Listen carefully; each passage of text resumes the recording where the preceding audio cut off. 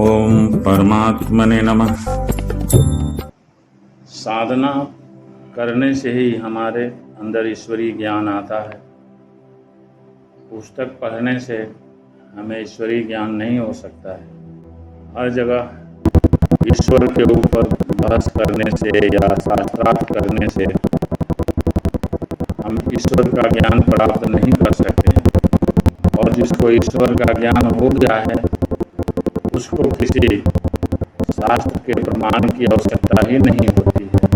कुछ लोग तो ऐसे होते हैं कि बिना शास्त्र के प्रमाण के समझते ही नहीं हैं, और जो योगी होते हैं, सिद्ध होते हैं, वे अपनी साधना से ही उन चीज़ों को देख लेते हैं जिसका शास्त्रों में भी कहीं कहीं वर्णन नहीं होता है। लेकिन यदि वे बात किसी के सामने कहते हैं तो लोग यही कहेंगे कि ये असत्य कह रहे हैं, क्योंकि शास्त्रों में तो ये सब चीज़ें लिखी हुई नहीं हुई हैं। यह बात सोचने वाले की है कि जिसने देख लिया है उसे पढ़ने की आवश्यकता क्या है, उसके लिए शास्त्र की आवश्यकता क्या है। शास्त्र तो एक मार्ग दिखाने की कोशिश करता है। शास्त्र वह तरीका बताता है कि हमें ईश्वर से कैसे मिलना है, लेकिन ईश्वर के रास्ते पर चलने पर हमने क्या क्या देखा वो शास्त्र नहीं बताता है। वो तो स्वयं चलने पर ही मालूम पड़ेगा कि इस रास्ते में क्या क्या दिखाई देता है और ईश्वर दिग्दर्शन कैसे होता है और उसके बाद का अनुभव क्या होता है। जैसे कि कोई बगल से जा रहा हो और उसने प्रत्यक्ष देखा कि कोई मकान गिर गई है। अब वह कहीं जा कर के बोलता है कि तो मकान मेरे सामने ही गिरी थी। तो लोगों ने कहा कि ये तो असंभव बात है, क्योंकि मकान गिरती तो पेपरों पर में लिखा रहता, लेकिन पेपर में तो कहीं लिखा नहीं है, तो हम कैसे मान लें कि मकान गिर गई थी और आप बगल से जा रहे थे। बड़ी विडंबना वाली बात है कि हम वही चीज़ मानते हैं, उसी चीज़ को पकड़ते हैं जो शास्त्रों में लिखा हुआ है। बहुत से भक्त या योगी ऐसे होते हैं जिन्होंने कभी शास्त्र पढ़ा ही नहीं है, केवल गुरु के मार्गदर्शन से ही साधना में लग गए हैं। जिन्होंने एक अक्षर भी नहीं पढ़ा है, लेकिन साधना में लगने से उन्हें वैसे दिव्य ज्ञान हो जाता है जो कि पुराणों में कहीं नहीं लिखा रहता है, या वो ज्ञान उन्हें अनायास ही मिल जाता है जिसका वर्णन पुराणों में लिखा रहता है। अतः दिव्य ज्ञान के लिए हमें किसी वेद या शास्त्र की आवश्यकता नहीं होती है, किसी पुस्तक की आवश्यकता नहीं होती है। एक मार्गदर्शक सद्गुरु की आवश्यकता होती है।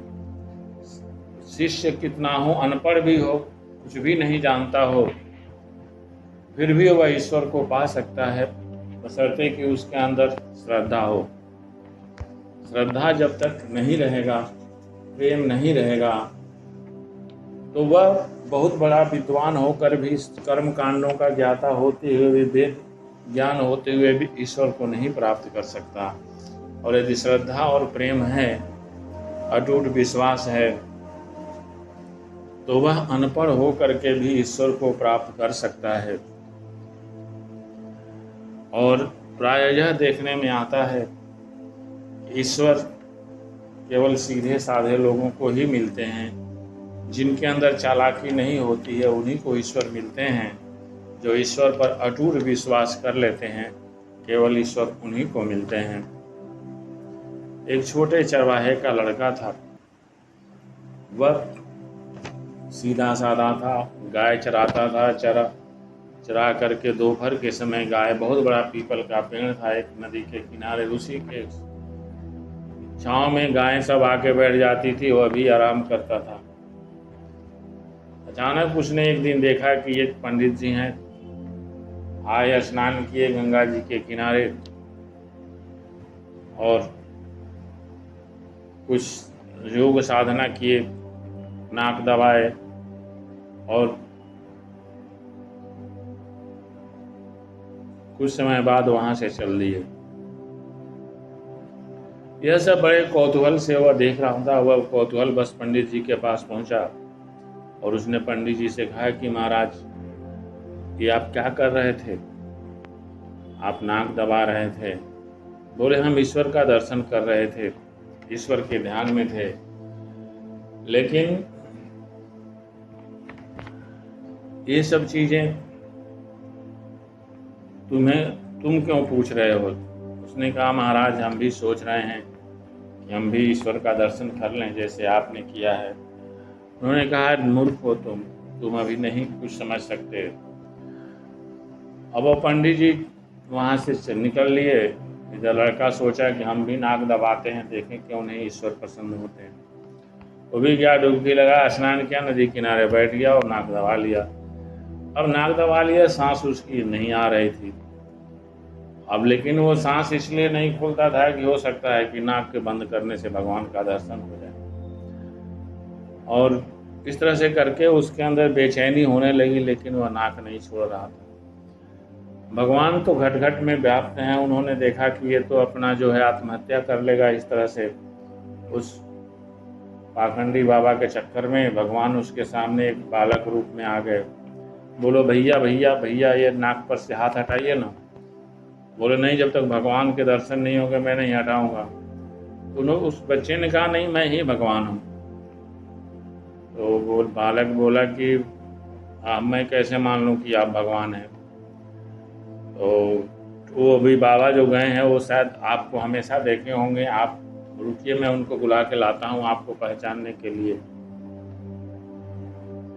वो चला गया और बोला कि मैं उधर जाऊंगा तो आप इधर भाग मत लीजिएगा। बोले, नहीं भागूंगा भाई, विश्वास करो। बालक चला गया और पंडित जी कुछ ही दूर तक गए हुए थे, तब तक बुला के लाए, पंडित जी जरा चलिए और देखिए वही भगवान है क्या। तो वो बोले कि हंसने लगे कि कितना मूर्ख बालक है। बालक के जिद करने से वे वापस वहीं लौट के आया। भगवान उस पेड़ के बगल में ही खड़े थे। बच्चे को दिखाई देते थे लेकिन उस पंडित जी को नहीं दिखाई दे रहे थे। तो उस पर पंडित जी बोले, भैया भगवान तो हमको कहीं दिखाई नहीं दे रहे हैं, तुम झूठ मूठ में हमको लौटा लाए। अरे बोले, पंडित जी आप जो है देख नहीं रहे हैं, सामने ही तो खड़े हैं। बोले, हमको तो कहीं नहीं दिखाई दे रहे हैं। उन्होंने उस बच्चे ने भगवान से पूछा कि आप इनको क्यों नहीं दिखाई दे रहे हैं? तो भगवान ने कहा कि हमें नहीं देख सकते क्योंकि इनके अंदर प्रेम और श्रद्धा नहीं है, इनके अंदर भाव नहीं है, ये केवल ढोंग करते हैं। ये छोड़ देंगे तो हम इनको दर्शन दे देंगे। उस बच्चे ने कहा कि भगवान ये कह रहे हैं कि आपके अंदर ये कमी है, यदि आप छोड़ दें तो मैं उनको दर्शन दे दूंगा। पंडित जी को कुछ शंका हुई तो उन्होंने कहा, ठीक है, मैं भगवान से प्रार्थना करता हूँ, ये सब चीजें मैं छोड़ दूंगा। तो वो पलट लिए, इधर भगवान उनको भी दिखाई देने लगे। इस तरह से वो एक छोटा सा बालक प्रेम और भाव के उसमें भगवान को भी बुला लिया। ये प्रेम और भाव की भावना है। हमें अटूट रूप से ईश्वर पर विश्वास करना चाहिए। हमें किसी उकताहट में आकर के भूत की सिद्धि नहीं कर लेनी चाहिए कि चलो ठीक है, क्योंकि ये बहुत ही नुकसान करता है। एक आदमी प्रेत सिद्धि किया था और वह जैसे ही बुलाया भूत वहाँ आ गया और बोला कि बतलाओ कौन सा काम करना है, अगर नहीं बताओगे तो मैं तुम्हारी गर्दन तोड़ दूंगा। अब उस आदमी ने उससे जितने भी काम थे सब करवा लिए एक एक करके। फिर वो आ करके उसे बोलता था कि अब क्या काम करना है, बताओ, नहीं तो मैं तुम्हारी गर्दन मोड़ दूँ। अब वो भगे भगे अपने गुरु के पास गया और गुरु से अपनी सारी समस्याएं बता दिया। गुरु ने कहा कि उससे कहो, एक जो है लंबा सा बांस जो है जमीन में गाड़ दे और उसी पर ऊपर से नीचे आता जाता रहे, और जब तक तुम न बोलो वह रुके नहीं।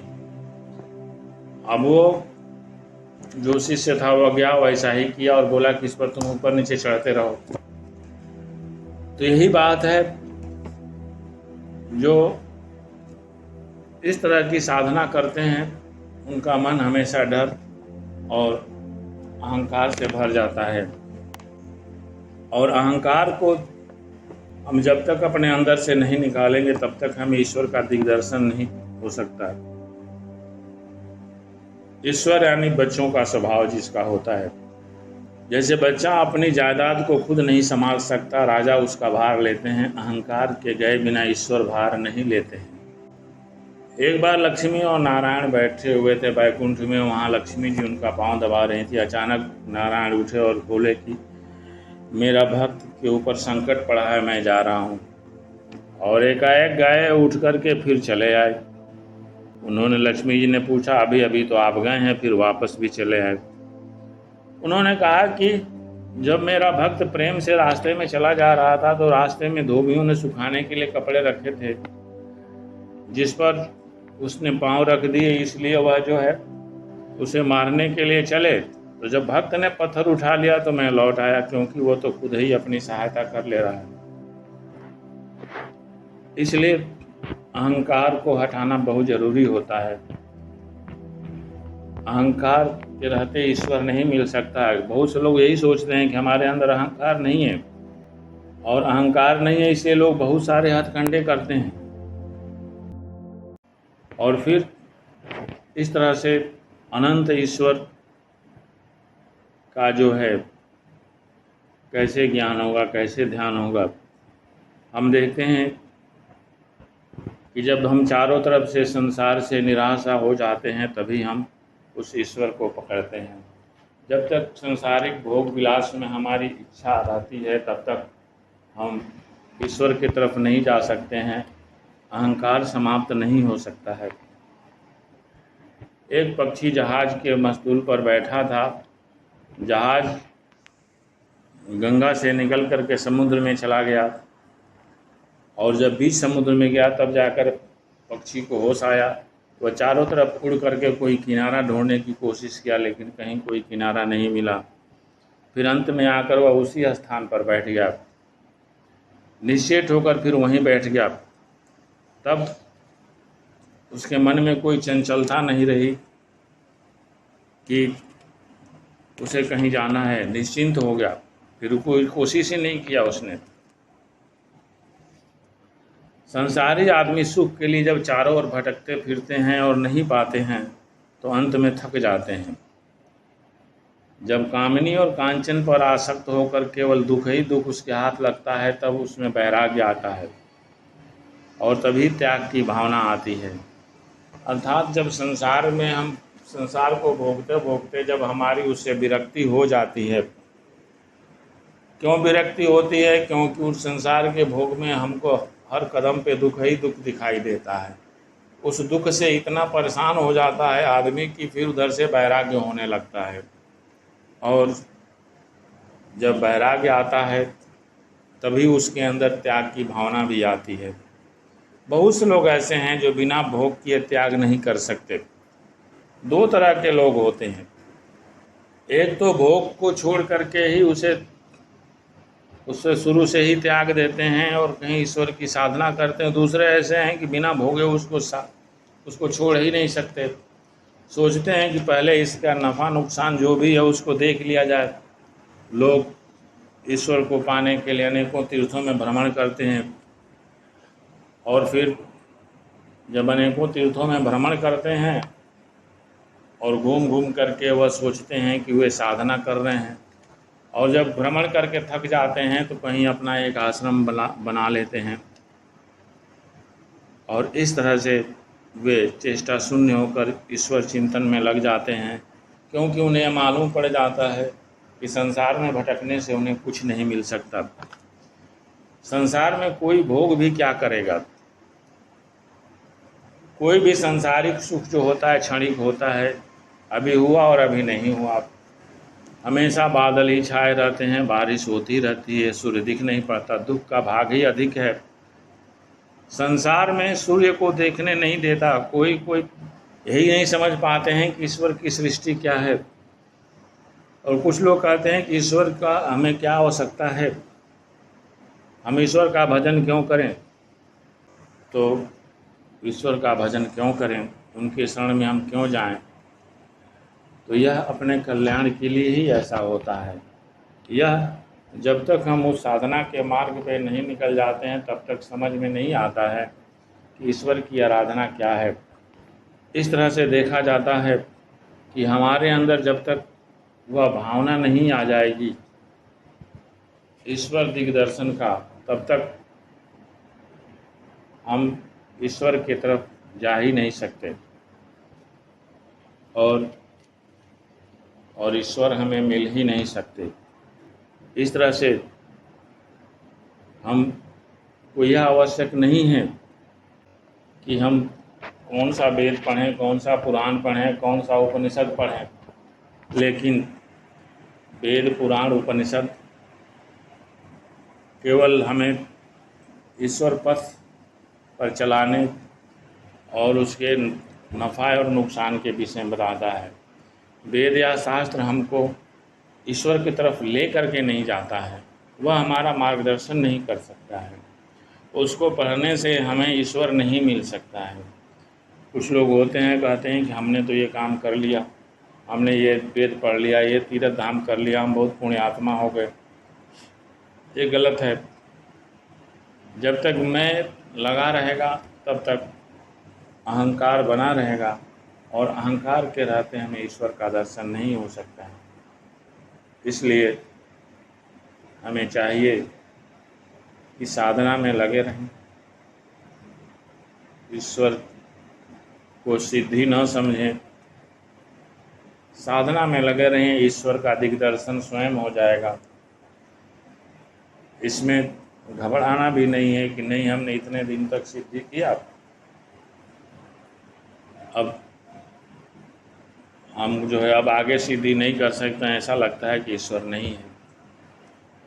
कुछ लोग कुछ समय तक किसी दूसरे की सिद्धि करते हैं, कुछ समय तक किसी दूसरे की सिद्धि करते हैं, कुछ समय तक किसी दूसरे की सिद्धि करते हैं।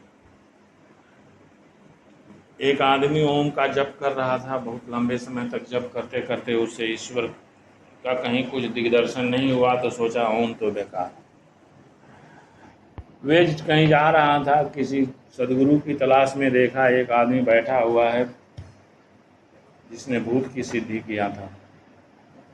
तो बोला भैया यहाँ क्या कर रहे हो बैठ के? बोले मैं तो भूत की सिद्धि किया हूँ, आराम से बैठ करके भूत से कहता हूँ कोई सामान लाने को ला देता है। तो बोला ये भाई ये तो बहुत आसान चीज़ है। उस आदमी ने कहा कि नहीं, मैं तुम्हें भूत की सिद्धि बता देता हूँ, ये मंत्र लो जाके जपो और इतने दिन के अंदर जो है भूत तुम्हारे सामने आ जाएगा। वह 1 महीने की बात का 2-3 महीने तक वो मंत्र जपता रहा, लेकिन भूत उसके सामने नहीं आया। अंत में जो है वो घबरा करके उस आदमी के पास पहुंचा जिसने भूत की सिद्धि की थी। उसने कहा कि अरे भाई कैसे तुम बोलो, 3 महीना हो गया अभी दर्शन ही नहीं हुए। उस आदमी ने कहा ऐसा हो ही नहीं सकता। भूत को बुला कर उन्होंने पूछा भैया ये तुम इसके पास जा क्यों नहीं रहे हो? तो भूत ने कहा मैं इनके पास कैसे जाऊं, ये 6 महीने तक ओम का जप करते रहे, ओम के डर से तो मैं इनके पास ही नहीं जा रहा हूं। कहने का तात्पर्य यह है कि हम किसी शक्ति का स्वयं अनुभव नहीं कर सकते हैं, लेकिन जो सूक्ष्म शक्तियाँ होती हैं उसको समझ में आ जाता है, और जब बहुत ज़्यादा इकट्ठा होता है तो वो हमारे स्वभाव के परिवर्तन के रूप में सामने आता है, और यही परिवर्तन हमें ईश्वर की तरफ ले जाती है। कहने का तात्पर्य यही है।